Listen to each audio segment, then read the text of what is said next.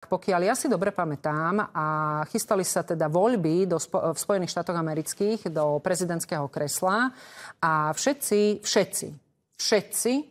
si mysleli, že teda Joe Biden, nakoniec teda spin doktori povedali, že Joe Biden už nemôže, lebo zaspí v stoji na tlačovke, tak dali pani Kamalu Harris ako protikandidátku Donaldovi Trumpovi a všetci sa vytešovali, že pani Kamala Harris bude novou prezidentkou Spojených štátov amerických.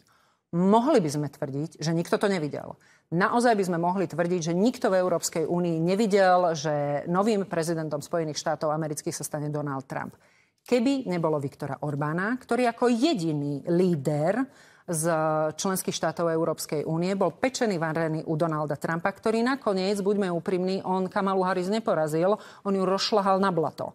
Takže ak Robert Fico išiel na opačnú stranu zemegule, aj ako som už spomínala, s generálnym tajomníkom OSN, čiže všetci diktátori tam asi neboli.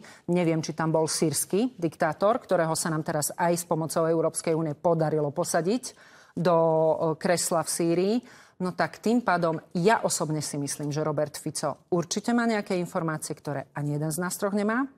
A určite urobil veľmi dobrú vec, pretože tak ako hovorí, a to nehovorím ja, to hovoria veľkí vyjednávači, vy musíte počúvať, rešpektovať a rozumieť tomu, čo vám tí druhí ľudia hovoria. Henry Kissinger, a to bol pán diplomat, tak jemu trvalo 5 rokov urobiť to, aby bola mierová dohoda medzi Vietnamom a Spojenými štátmi. Dobre, uvidíme samozrejme.